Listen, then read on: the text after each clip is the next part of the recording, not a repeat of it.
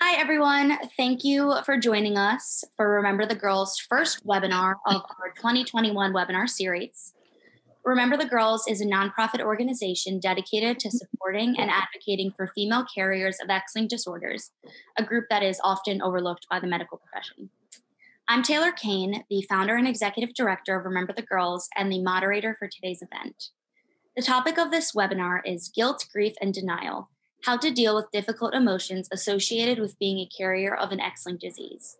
We'd like to thank the sponsors of our 2021 webinar series, Horizon Therapeutics, Bluebird Bio, and Ultragenyx Pharmaceutical. First, I would like to introduce our speakers. We have Beth Bauer, a carrier of X-linked myotubular myopathy. Beth found out she was a carrier when her son Alex was born. Her second son Levi also had the condition and passed away in 2019. She also has a daughter who is a carrier.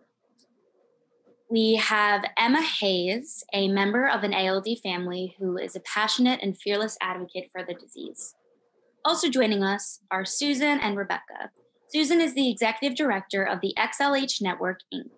After a 30-plus career in mental health and social services, she is semi-retired, but found her passion in working with the rare disease community.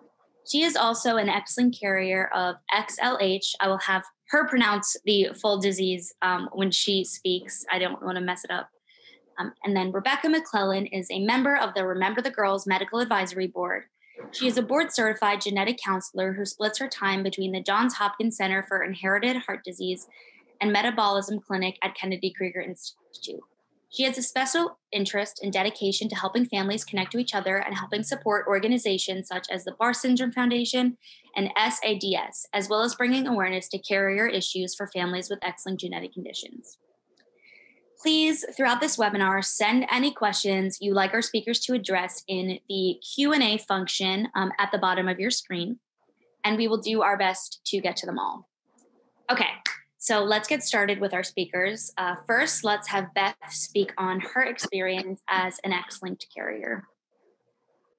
For me, it was very shocking because I didn't find out until I had my son 27 years ago. And at that time, they told me I was a carrier and I would never have any symptoms or problems. Well, that was wrong.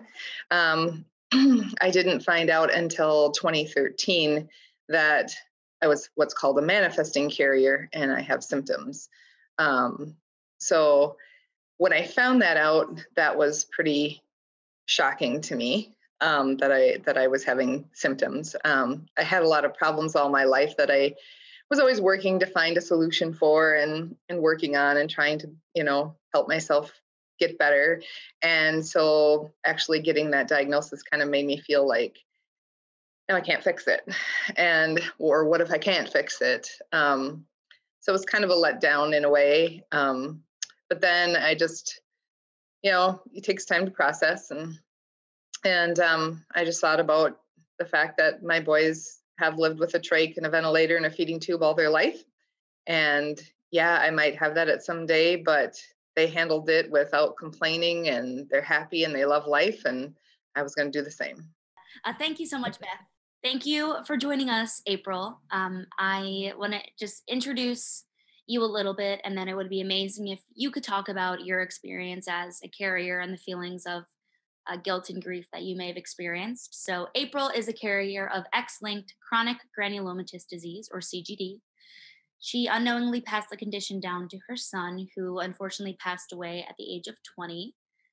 April has written an article on our Remember the Girls blog, so I know that she's very passionate about helping other women who have experienced similar types of trauma. So if you'd like to introduce yourself, that would be amazing. Thank you for that introduction. That was beautiful. I wanted to personally thank you again, Taylor, for having this platform. And remember, the girls have been a godsend for me, especially being able to connect to such a vast community of women that I didn't even know existed. Um, I am a carrier of a chronic granulomatous disease, which is basically a blood disorder where, in simplified terms, they can't really fight infections. The immune system really doesn't function. So they are susceptible to any and everything for no reason. Their body can just develop anything. So um, you had to be I have to be very, kind of like what we're doing now and during this COVID is really normal for me. It's like, okay, nothing's really like out of the ordinary as far as like I've always had to clean extra and be extra with my children. But at the same time, you can't protect them. This topic today of grief, guilt, and denial is basically that's every day. That that's every day, whether you think about it or it's in your subconscious. But one of those three is always ongoing because as a mother, for me, having healthy children is what you expect. And then when things change and you are presented with something that is out of your control, your emotions can be all over the place. But one of the things that I use and I still do to this day is I allow myself to feel whatever I'm feeling, but I don't stay there. But if I'm feeling like kind of funky and I'm just like, okay, what's wrong? Oh, okay, I miss my kids. Okay, let me stop and cry. But I bring it back by saying, okay, but what did I love the most? What made me happy? What made them smile? Knowing that I did everything for them that I could while they were here because the medical side of it is out of our control.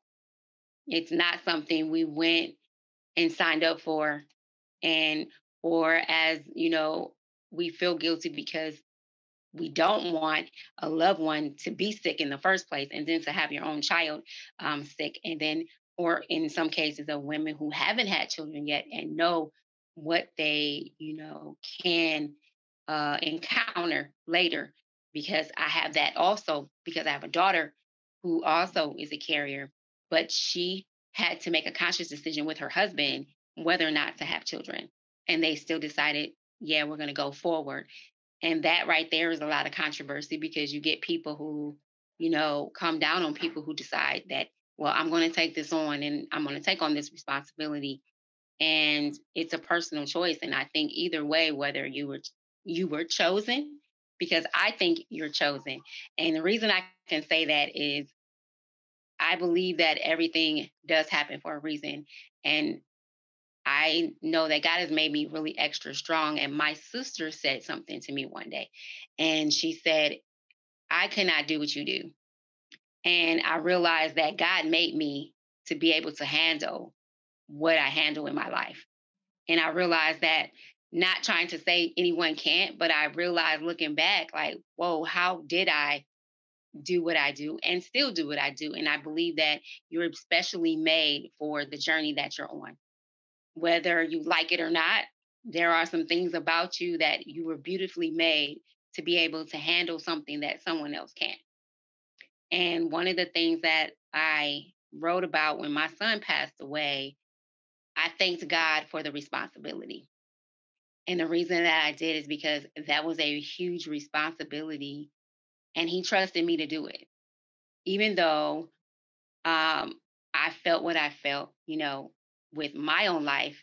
But here I have another life who's affected, who's physically going through those things.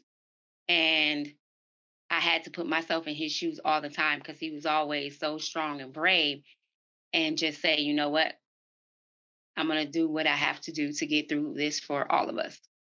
I know I'm kind of like all over the place because that's what your emotions do. You be all over the place. But I think that this bringing back to the point of being here today. I'm at work, so if anybody's wondering, I actually had to like say, "Can I go my lunch break so I could clock in?" Because I really didn't want to miss this. Um, but it has really been a godsend to just. I may not be vocal a lot and write, but I'm definitely always reading and looking and connecting, and just like wow, you feel smaller, which is good of knowing that you're in this vast community.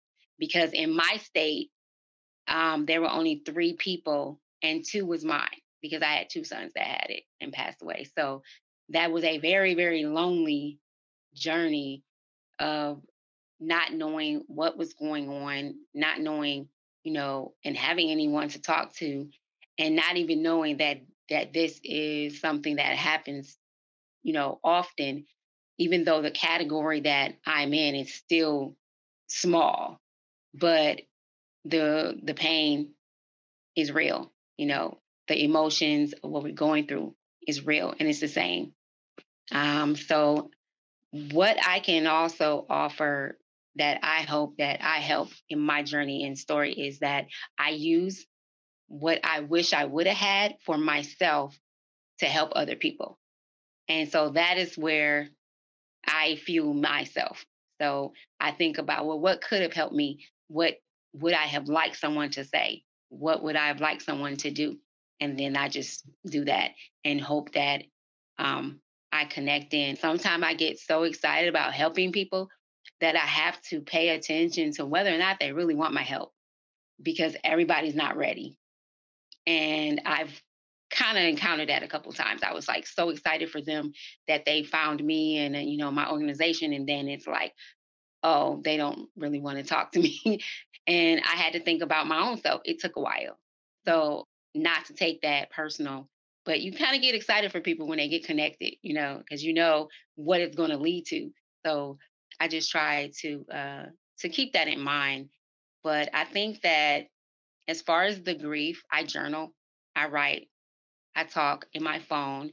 Um, I allow myself. I do.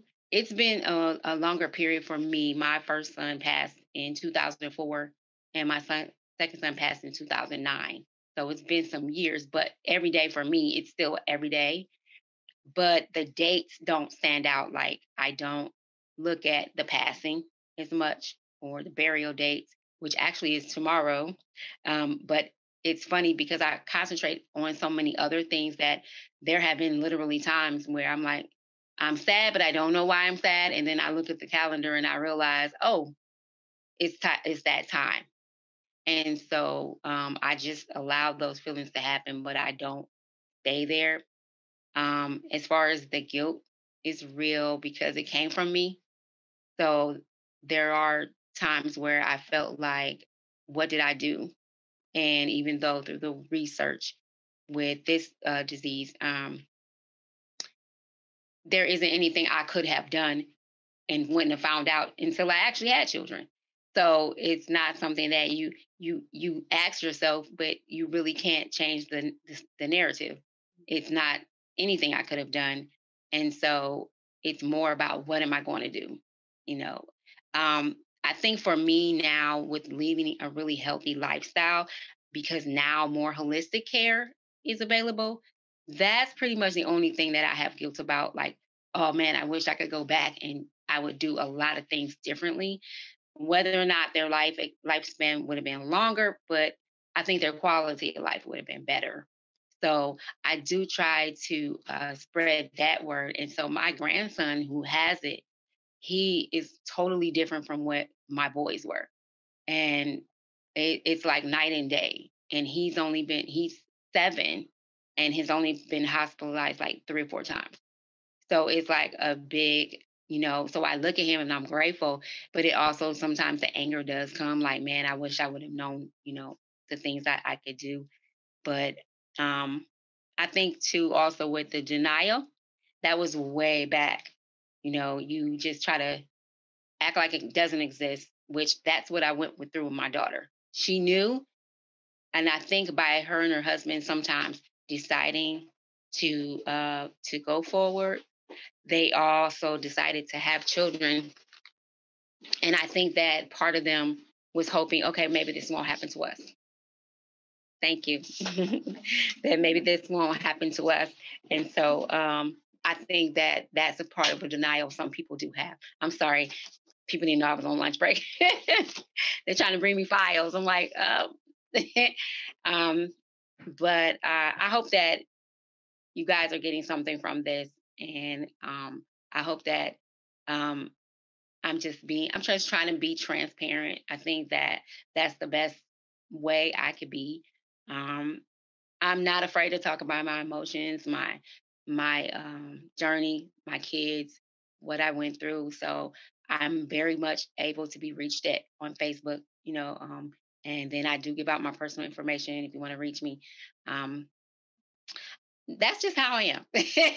I mean, that's just how I am. I mean, how I get through every day is just taking care of myself mentally and just, allow what you're feeling to happen, but don't stay there. I Then think, as you deal with that, it'll yeah, get better. I think that's amazing advice. I think, pushing your feelings away will only cause them to come back eventually.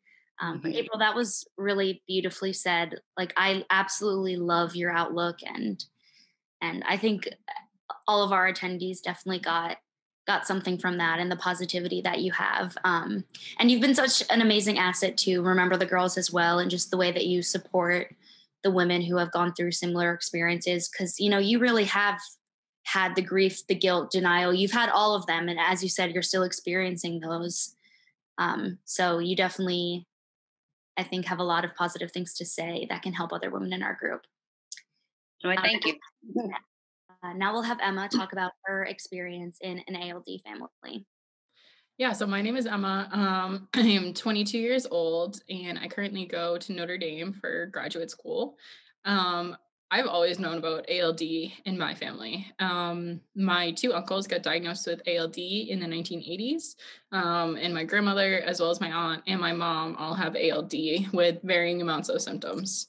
So growing up, I always knew about ALD and that it was in my family. And then when I was in high school, my mom started to get more symptomatic and have a lot of issues with walking. And a lot of times it was brushed off, like women don't really have symptoms, women don't get ALD, things like that.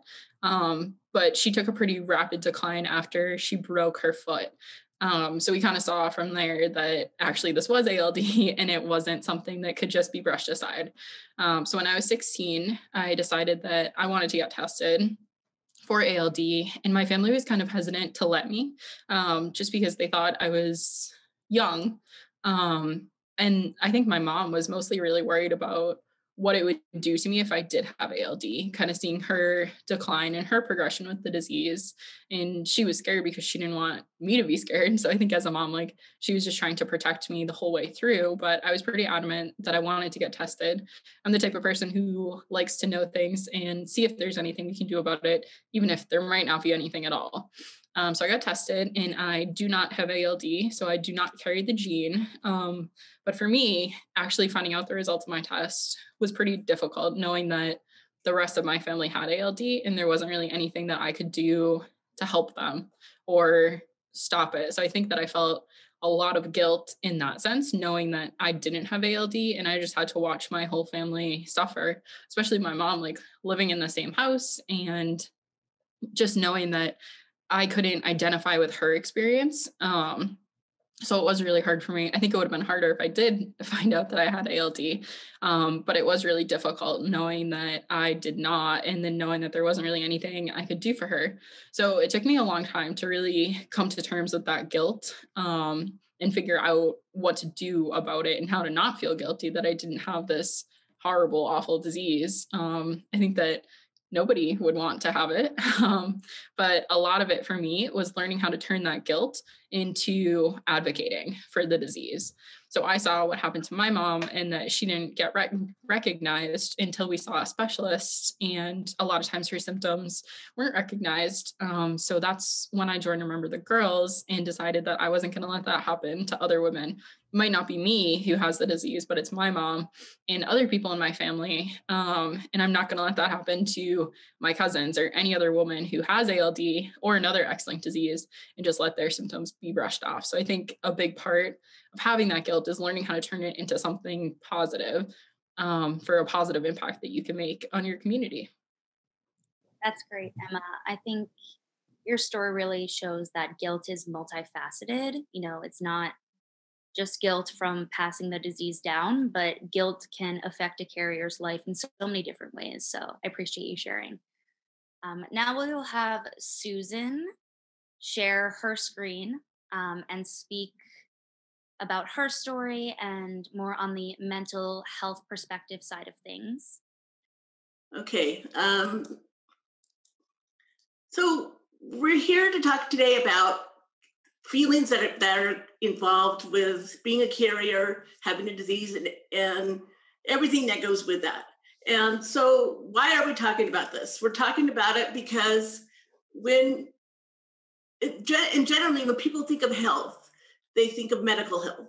And, your biology here, your physical health, and then probably after that comes social and generally, your peers, your family, what's going on in your world. Mental health or psychological symptoms tend to fall behind. And especially if you're a busy family dealing with an illness or just general life in these days, the mental health stuff kind of gets pushed behind. So that I really was excited to be asked to do this because it's such an important piece of the rare disease community.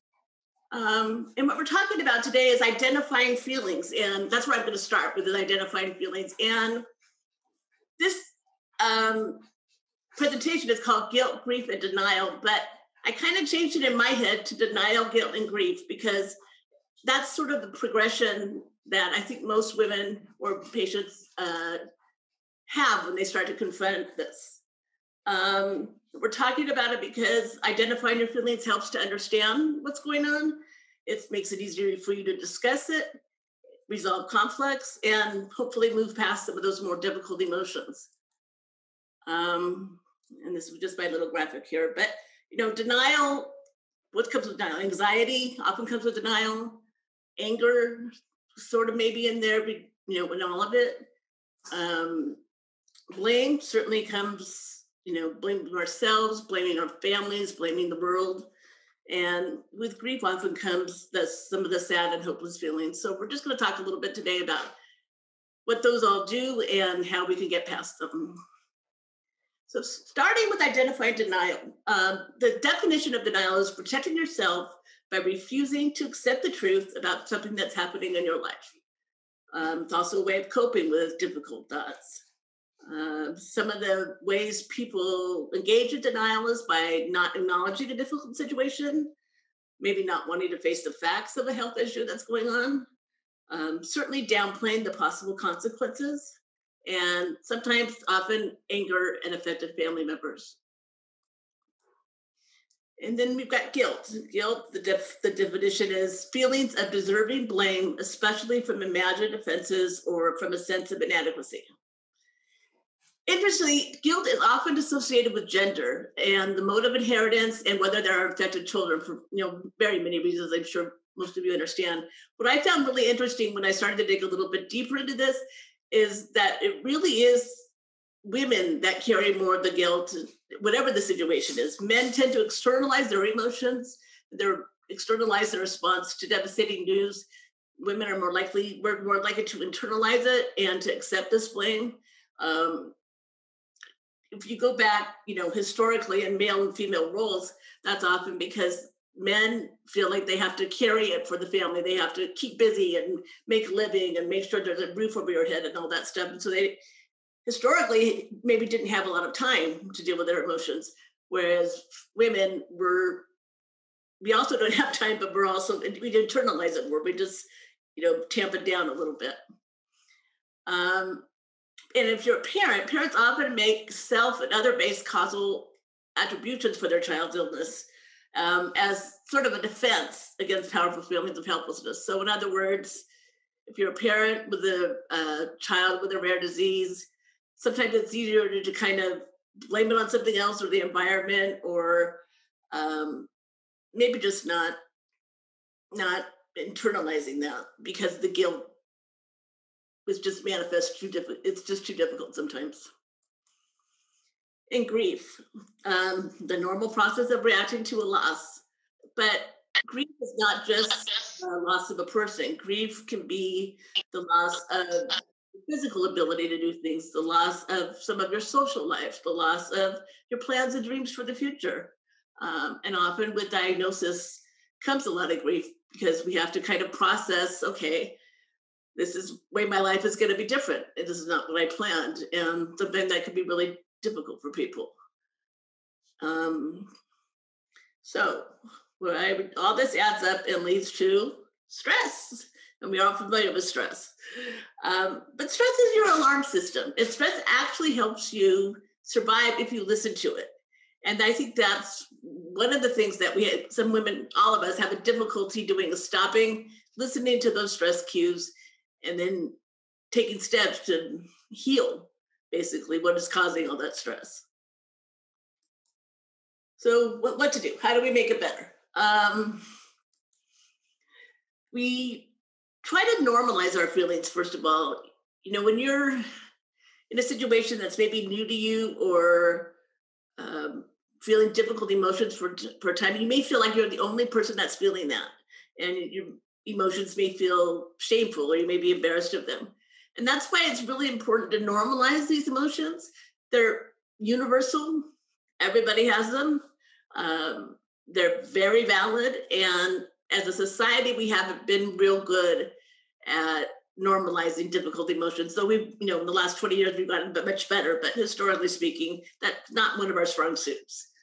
How do we do that? We talk to our peers, we talk to our family, we do research, and yes, we do Google it. You Google, if you're having a difficult emotion and you don't have anybody to talk to, that's one of the ways to figure out what's going on. Seeking support is another really helpful way to normalize emotions. Talking to your peers, friends, family, your rare disease community. That's certainly support is a huge issue there. And then also professional support. Sometimes our difficult emotions are just too much to talk to our peers or family about all the time. And professional support is a great way to help normalize those feelings. I picked this graphic. I really like this graphic because all these people were taking this huge risk in my visual of expressing their emotions and normalizing their feelings, and they're all holding on to each other while they're taking this risk. So that's why I chose that. I thought it was a really good analogy. So getting support, again, historically in the society, mental health has had stigma attached to it. Again, we're much better at that now than we used to be, but still, it can be difficult to take that step. But it's such a healthy step to take. And that's why people like Rebecca and I are in this field, because we really think we see the value of mental health support, and we hope that people don't feel the stigma and that they reach out to the professionals when they need to. Another way you can normalize your feelings is by being a support to others. It's, so many ways of doing this, connecting to others for forms of support. And I'll get into a little bit more about how we do that specifically, but one of the things about helping others is it also helps you too. You don't maybe not realize it at the time, but then reaching out to somebody else who maybe has a new diagnosis or is struggling with that, and telling your story in that process can really help you identify your feelings and normalize them, even after you've already think you've normalized them. It's a process. It doesn't just start and stop. It's something that goes on continually. So that's why being a support to others in a kind of group like this is such a huge thing for healthy mental health. Healthy mental health. I guess that's right. I think this part right here is a really important piece, though, because when you do start to engage in peer support, keeping your own boundaries is really important too. It can be overwhelming at times when you're in a group. I don't know how many of you have experienced this, maybe when you are so excited because you met your peers and you're starting to tell your story and you think you've done this 100 times, it's fine. And you well up and you start to, tear up because it's all these people are sharing that same emotion. They understand it. They get it. It's a very different feeling than talking to, your friend at school or something like that. It's healthy, but it's also really important to keep your boundaries and realize when that's good for you and realize when maybe you need to back up a little bit and just take care of yourself and your own story. And once you start doing this, I think people have a way of judging that for themselves. They know when it's a little bit too much. So peer support, what does that really mean?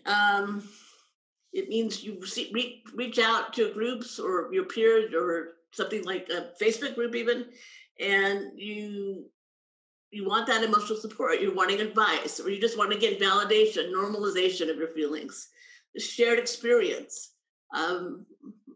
I think very few things are as powerful as a shared experience and what that can do for your self-esteem and your feelings about the future, your feelings about your family.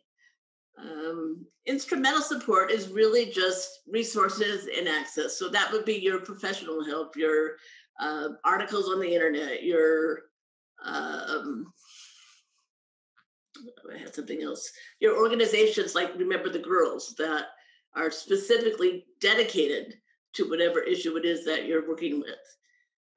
Maintaining connection, group membership, that's huge. And then again, mentorship, giving back, supporting others, being in a place where you can help others learn to tell their story and help others normalize their feelings and feel validated. As you're doing all this, it's really important to take care of yourself. And I like this little cartoon. Your mind full is when you're completely stressed out and you're got 50 things to do and you're not stopping for that self-care. And you can't parcel out what's in your head because you just haven't taken the time to do that.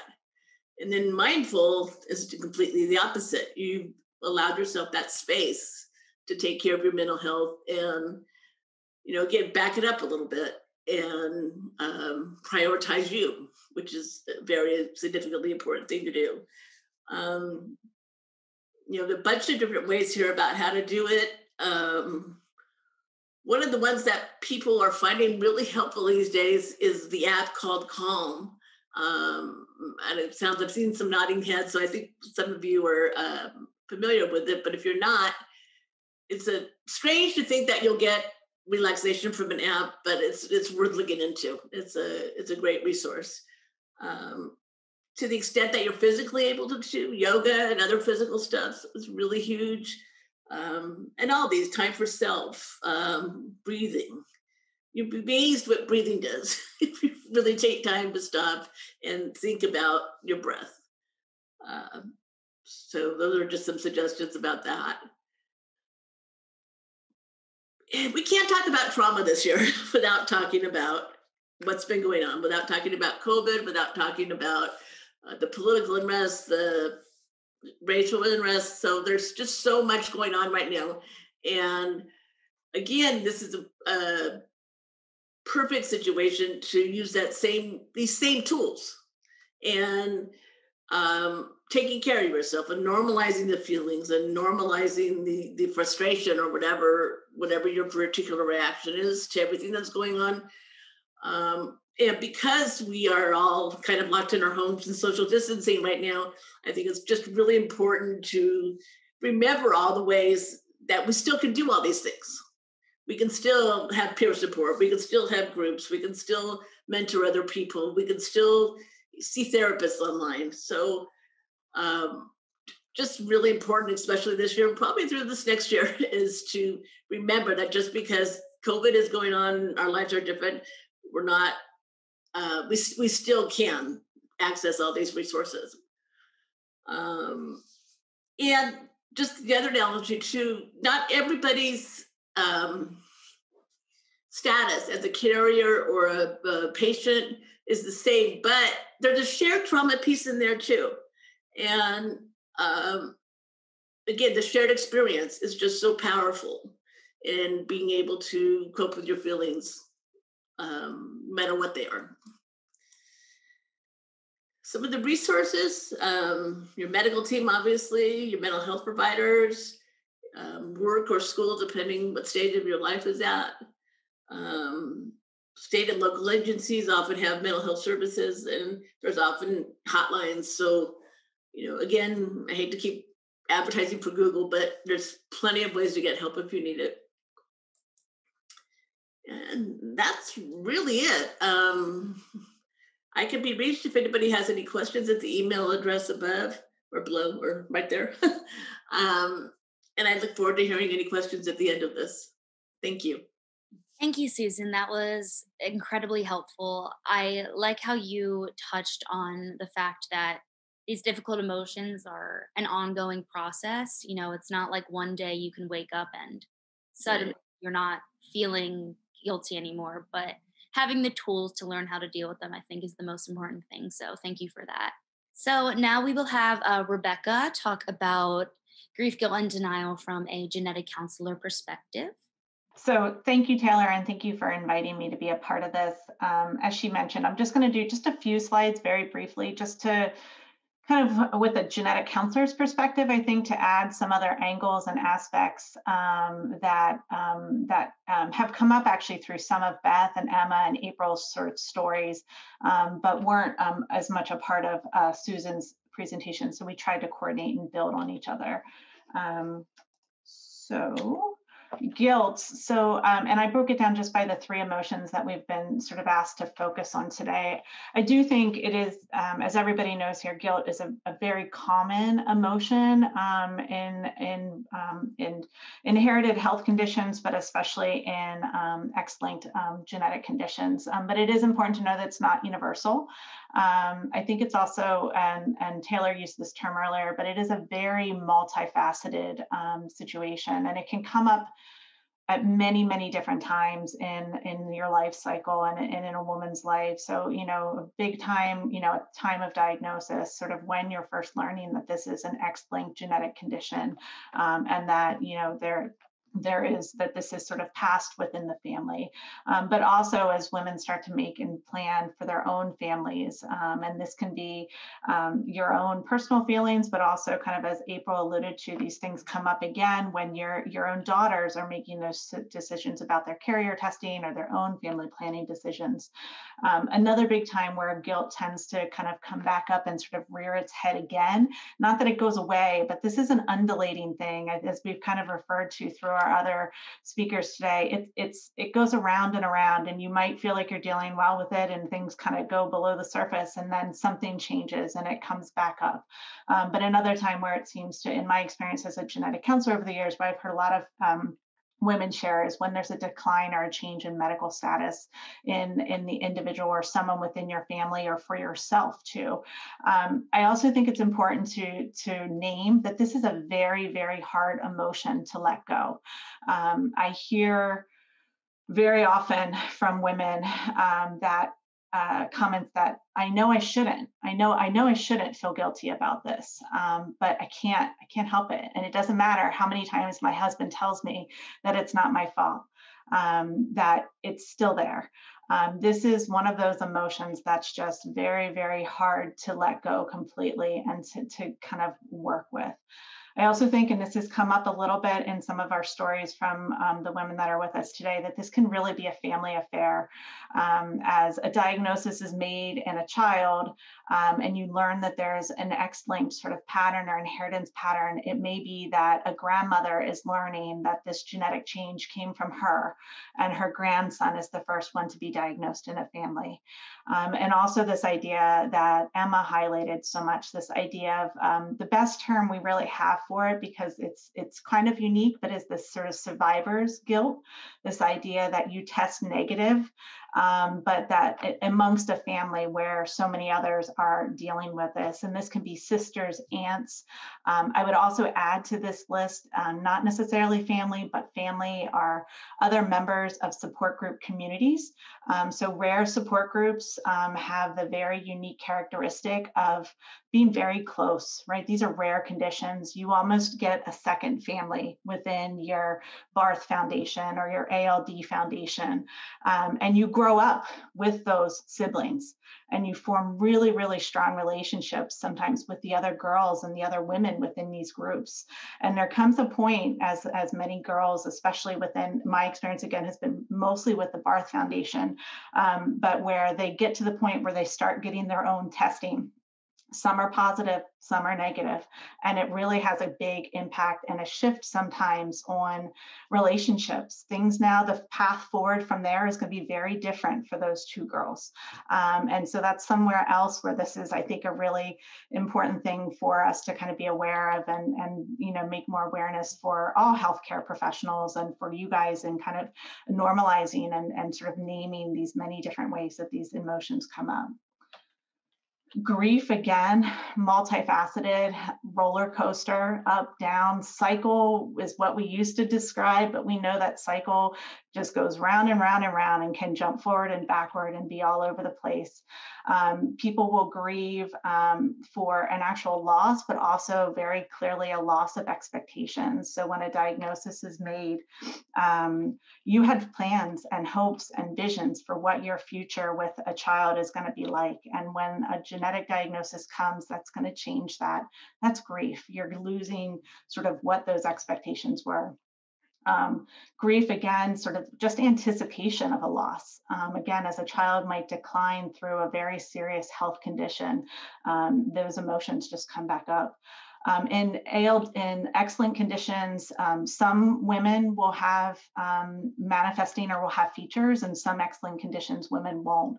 But especially in the ones where a woman may develop at some point in her lifetime symptoms of their own grief, of the anticipation and of their own sort of medical status changes, is a huge thing to be aware of. Especially, and I think we all know this, but everybody grieves differently, and I think it's important to name it. And everyone in your circle grieves too, and is feeling some of these emotions. Your spouse, your family, your friends, your caregivers, your doctors, right? I mean, we are not immune to emotions. As someone who's part of a healthcare team that has worked with many critically ill families over the years, I mean, we grieve too. We're not going to show it to you the same way, probably, because we're taught to compartmentalize that and to be there to support you. But you know, the whole team around an individual is experiencing these emotions. And my biggest tip around grief is just communication, putting it out there, talking about it, acknowledging it, and sharing it, and trying to, as April said, sort of name it and then kind of move on and let yourself sit with it, and then try to work forward. Denial. So I took a little bit of a different spin on denial because we have already touched on sort of internal denial about a diagnosis. But also I think something that comes up that Taylor asked me specifically about is when there's denial amongst family members. And to me, that really falls into this idea of family risk communication and how to, and sort of the challenges that come up in the context of sharing with your brothers and your sisters and your aunts and your uncles that there is now this genetic condition and that there's a risk there and that they should get testing or that they should go and see a doctor. And so it falls into kind of two areas. And if for me, it's sort of the refusal to kind of share the risk information. So someone themselves is in denial and doesn't feel comfortable kind of sharing that information out to the family. But also then sort of once that information is shared, there is sort of this idea of refusal to test. And that can be really hard. Once you've shared that, you feel like, okay, you need to go do this. Like, why aren't you doing this? And I would say that in these situations, they're really complicated. Sometimes it might be denial. That's their reason for refusal, reason to test, but sometimes it might not. They do say that sort of non-disclosure, people who are not willing to share risk information, it's actually more frequently a passive outcome than an intentional act. Autonomy, giving people the ability to make their decisions and sort of make reproductive choices or family planning decisions is named as sort of the primary reason that people want to share the information out. And actually the level of relationship between the family members is given as the main reason for not sharing. So if you don't feel as comfortable or if you don't feel like you know someone as well, sharing and sort of opening this information up to them is really hard. Refusal to get testing themselves, it's important to know that it could be for a variety of reasons, concerns about just the psychological impact, maybe emotionally, they just are not ready to learn that information at that point in time. There are some people have really strong concerns about genetic discrimination and what that is going to mean for life insurance and things like that, and sort of privacy concerns. And sometimes there are just logistical issues, financial issues, things like that. So it can be a really complicated decision. Studies have shown that risk communication within families can have both positive and negative impacts. And I think it's really important to know that it's not just a simple, like, go and do this. Why aren't you doing this, right? It's important to know that it can really bring people closer and help reconnect relationships within families, but also it can lead to a lot of feelings of isolation and frustration and anger even when someone chooses not to seek testing, or when you're in tense relations, when sort of someone has sort of made a decision that they don't want to be tested, and you don't agree, right? So it's really important to know that this is kind of a hard situation. Some general tips around this area, because I know it's a little divergent from what we've talked about before. I would say if your relationship with them is close, I would encourage you to engage in a conversation with them and try to get clarity on their choices. Is it an intentional choice? Have they sort of really thought this through? Have they had the access? Have they had the ability? Or is it a passive choice? I mean, if it's passive, what can I do to help? Can I help you talk to somebody who has the information that you feel like you're missing, or talk to somebody about genetic discrimination and things like that, if that's their big concern. In this situation, again, I'm coming from the healthcare professional side, but this is where I think genetic counselors and other healthcare professionals can be helpful. We can often provide sort of a family letter or offer to meet with somebody to help provide some information and education. And genetic counselors, especially, like our job, going and meeting with a genetic counselor, it's important, I think, for you guys to hear, does not equal genetic testing. For me, when someone declines or defers testing, I actually am grateful. It means that they have thought about the information. Genetic counselors are trained to be non-directive. Our job is to provide information and to help facilitate decisions that work best for that individual. So sometimes when someone is stuck and they feel lost and it's not an intentional choice and they have questions and they're just not sure, meeting with someone who can kind of talk through and help them reason through, is this the right choice for them or not, I think can be really helpful. It is important, I think, to encourage you guys to remember that each person makes the choice that's best for them. You might disagree, but ultimately it's their individual choice. And that focusing instead on, you have kind of done your part by sharing that risk information, right? You can only be responsible for yourself and sort of getting that information out to those who it might benefit. And then it's really in their hands to do with it what they will. So again, I tried to keep it short and just a few slides, although we probably could talk hours for this, but my contact information is here. Also know that if COVID gave us anything, it did give us mental health and healthcare professionals telehealth. So we are often able to meet and help people who are in many other parts of the country at this point in time. So if I can be helpful to you, please reach out. Rebecca, that was incredibly informative. And thank you so much for talking about the external denial that carriers can experience once they or one of their children have gotten a diagnosis. Since genetic conditions do and can devastate, so many people in one family, it's really difficult to communicate that. But I think you gave a lot of great tips on how to communicate that with family members and how to deal with the difficult emotions associated with that conversation. So April had to jump off early because she's at work, but she wanted me to share her Facebook. If anyone would like to add her and speak to her, so I sent it in the chat. But for our last about 10 minutes, I would like to address some of the questions in the Q&A. So the first one, and I think this will be mostly for Beth, and also potentially Emma. What is one thing that you have found that helps you most to deal with this grief and guilt? For me, it's God. I went through a period of time where I really didn't have any support. My kids' dad really just didn't want anything to do with what happened with our sons being born the way they were. My family was in tremendous denial. I have 4 sisters, and one of them had children like mine. And they had done some genetic testing at that time on her and my mother. And my mother actually lied and said that she was not a carrier when she in fact was, which then definitely changed things for me. I would have chosen not to have children had I known. I certainly don't regret having my children. They're fabulous. But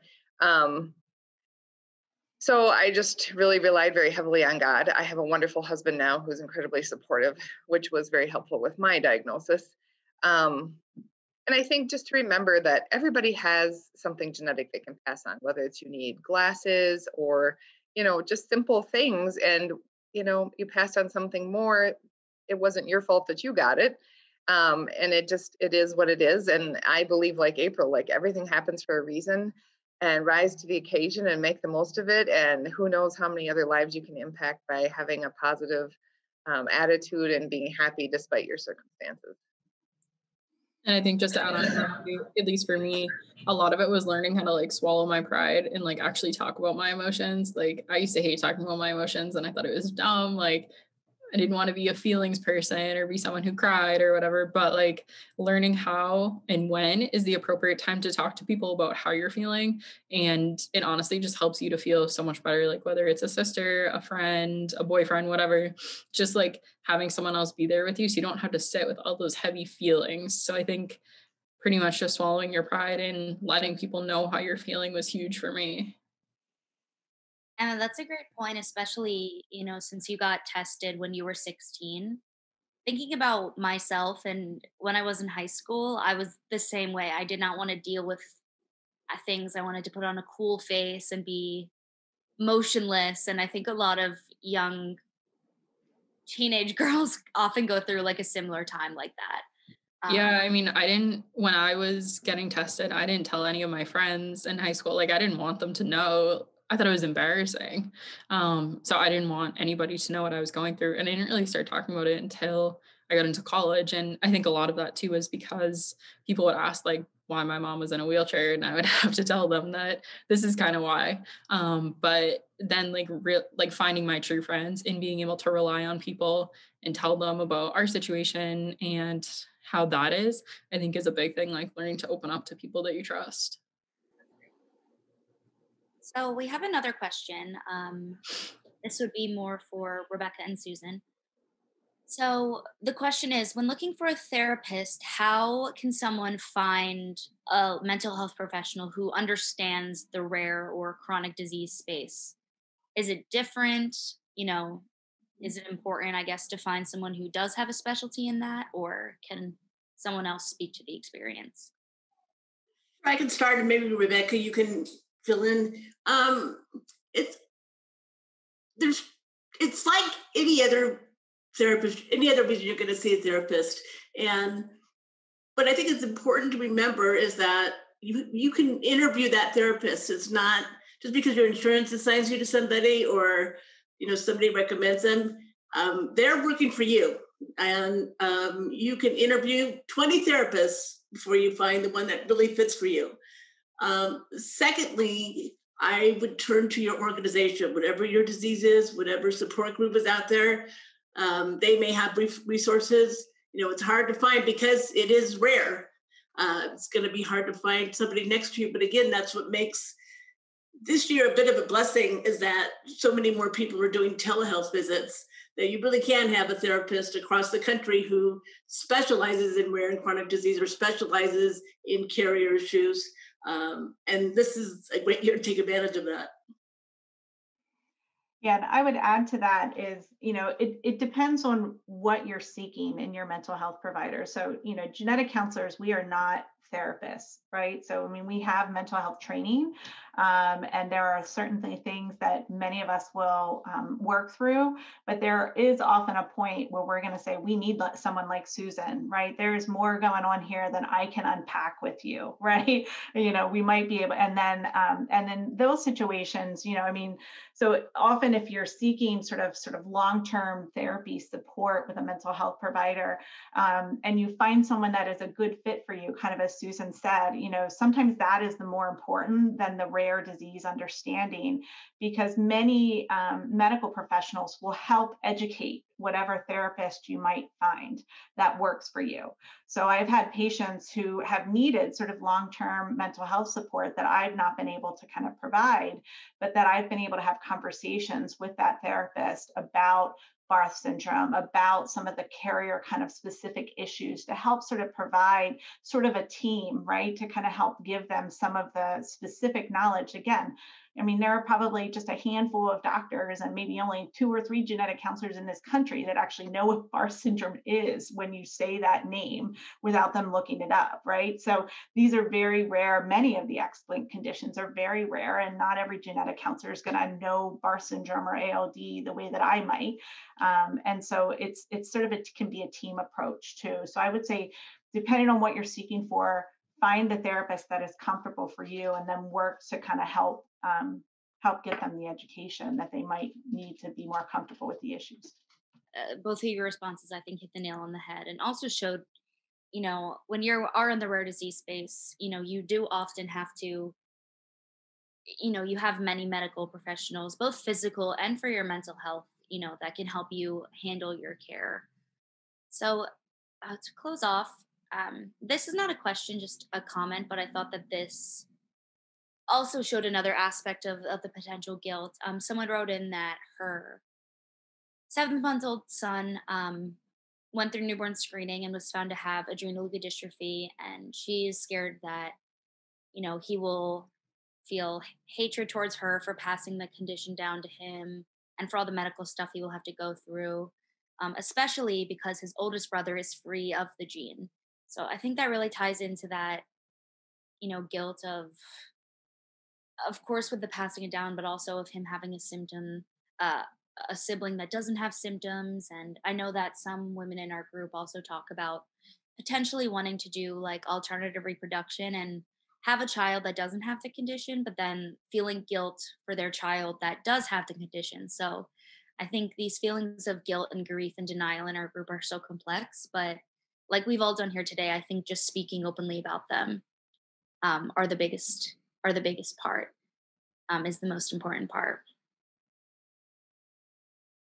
Okay, we just got one more question, and I do want to address this if we have another minute, just because this is from my friend David, who's over in England. What are the panelists' thoughts on unsupportive family members who are still in denial of the rare disease that his mother had, and they've created their own narrative of his mother's life without the rare disease she had, what she says he finds pretty hurtful. So if anyone wants to speak sort of again to that family denial and how that can impact people who are on the other side. With a lot of denial in my family, both my mom and my sister, because of guilt, they buried the fact that they were carriers. And for me, it's not about guilt. It's about, okay, where do we go from here? What are we going to do to make life as good as possible, and make the most of what we can? And that's what I taught my sons. And, as far as worrying about a child growing up and being angry, I think your attitude is going to help them have a better attitude and not be angry at you. You do everything you can to help them, you know, research and be part of research and know what's out there and try alternative things and do what you can to make life as good as you can. I would add maybe that if the concern is that there's one person who's sort of in denial and that you're worried about maybe their children or their sort of the next generation, that, we sometimes, you always try to go through sort of the point person in a family, but sometimes once those, I'm not saying you should like approach a 12-year-old and be like, hey, your dad doesn't want to tell you this, or your mom doesn't want to tell you this.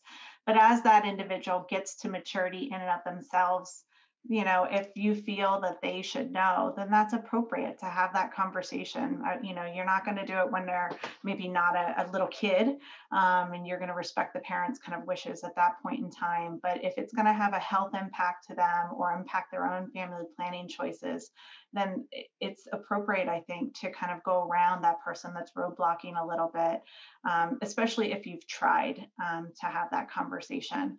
That once that individual that next generation that you're worried about, if you have a relationship with them, you can share it. I think that that's okay. And I think too, in the specific case of this question, like, what happened with your mom, that she had the disease, and in the end, it's your own thoughts that matter on it. Obviously, it's incredibly hurtful that the family doesn't believe that. But in the end, in your heart that that's what she had. And that's kind of the most important thing that matters to you, that other people might not accept it, but sometimes that's like, I've learned too that that's sometimes what I have to accept. Like, I know it. So if other people don't believe it, that's okay. It takes a long time to figure that out and get over it. But unfortunately, that's just how it is in some families. And it definitely sucks, but it's with the way life goes. So Yeah, it's definitely not easy, but also finding and relying on your support system that you have, your family, your friends, or also with a mental health professional or genetic counselor that can definitely help ease some of that pain. All right, so we have gotten to our time, so let's wrap things up. Thank you so much for attending and to all of our incredible speakers today. This was amazing, and it was a great way to kick off our 2021 webinar series. Just to shout out, if you'd like some more information on this topic, please check out our group member, Madeline Cheney's podcast called The Rare Life. She has an episode on the topic of guilt from passing down an X-linked disease to her son. I sent the link to the episode in the chat box, so definitely do check that out. She touches on, a lot of the same topics that we spoke about here today.